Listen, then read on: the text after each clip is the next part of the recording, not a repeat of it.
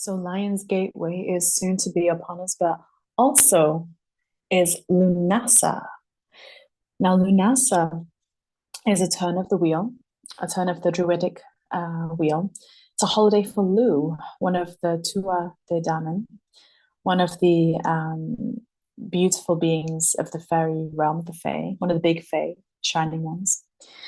And it's really interesting because for me, I find it very interesting because, of course, when we look at something like Lionsgateway, the 8-8 portal, we have the numerological overlay of 8 and 8. So it's very abundant, mirroring above, so below, within, so without. We have the gateway, which is the star alignment. So the alignment with Sirius and Orion, and that's really what happens with Lionsgateway is when we have these beautiful suns and stars line up with ours, line up with pyramids that got built here on Earth to match that sacred geometry of the sky. But also, when we look at the above aspect and all the energy that comes in there, how it opens the heart, how it opens your soul path, how it really brings the energy through to inlay and imbue in our DNA, our body, those light codes to open up. Let us not forget some of the other things that are overlaying, because when we have Lughnasadh, this is one of the turns of the wheel for Earth and her cyclical nature. Now, we are built up of the Earth. We are physical, right? And Lughnasadh is about the first harvest. It's one of the things, it's about the first harvest. Now, in the summer, when the crop circle season has finished, the first crop is available usually around the start of August. And Lughnasadh is, it's according to the arc of the sun. The Gregorian calendar, of course, moves everything to the first of the month. But Lughnasadh usually is around the 4th or 5th of August. And the first harvest that occurs, you want to offer that back to the earth.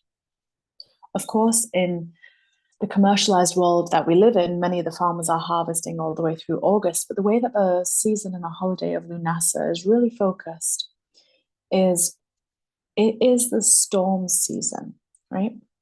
It's the storm season. It's the harvest. It's the bounty. Everything that we've planted, everything that we've created. It's a time for the fruits to be bare. To bear the fruits, to receive them, to harvest them. But it's a whole turn of the wheel. It's a whole season. It's a whole space of time, which takes us to Mabon. It takes us to the equinox. And if we think about, for example, an apple orchard, when we harvest the apples, it's not usually in August. It's usually nearer the end or nearer to September, right? Where summer is at its peak. Because remember, we don't go into autumn until the equinox.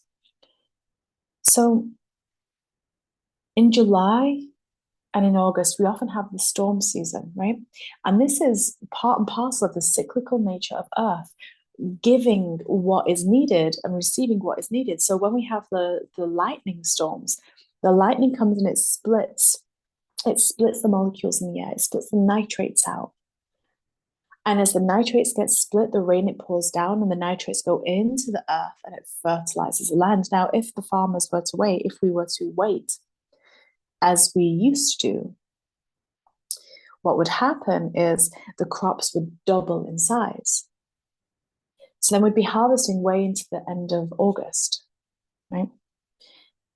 This is also why we have some of the points, like Silbury Hill, why that's such a powerful energetic place, why lightning rods and copper spirals and things like that are very powerful, very helpful.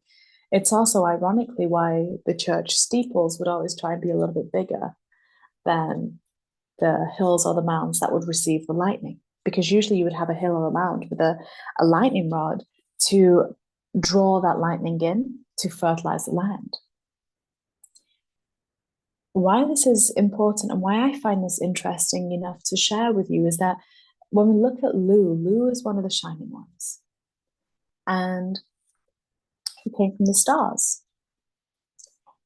And every turn of the wheel represents something. There's 8 of them in the year, in the Druidic year. And Lu, I absolutely adore Lu. He's like a big brother to me. And He's very strong. I often connect him with the raven and the crow. And he's a warrior in many capacities, you know. But it's interesting because it adds that extra layer, one which we often don't look at. And when we're in this world of physicality, it's really important to honor the cyclical nature, the physical nature of the actualized earth. So, yes, Lionsgateway is here, but so is Lughnasadh, and as above, so below. And when we really feel into the vibration of both, they complement each other very well. And great things can be harvested from yourself. Great fruits that you've grown are soon ready to be received. But just allow them that space, allow yourself that little extra space to double in size energetically, to mature enough energetically, should you wish, so that the crop is much more giving. And all the hard work that you've done this year through planting of the seeds, nurturing them, growing them, navigating the growth cycle. Allow yourself that space and time, that little bit of extra space and time before you go to harvest, before you try and reap the rewards. Enjoy August. Enjoy the sun, enjoy the fluctuations of energy and light and weather. And enjoy Leo season, for it is when the illumination occurs within us. Right? It's when the illumination occurs. So if the heart is the sun and it's shining bright and giving us life, then let that be your August. Let that be your Leo season. Let that be your Lionsgateway. Let that be your Lughnasadh. And then when Virgo season arrives, you're ready to become the manifestation, actualized. Sending you all so much love and so many blessings. Bye for now, and I'll see some of you on the free workshop on Lionsgate 8/8. And I'll see some of you as well on the 22nd of August as we have our workshop with an open crown and grounded feet to welcome in Virgo season. So much love.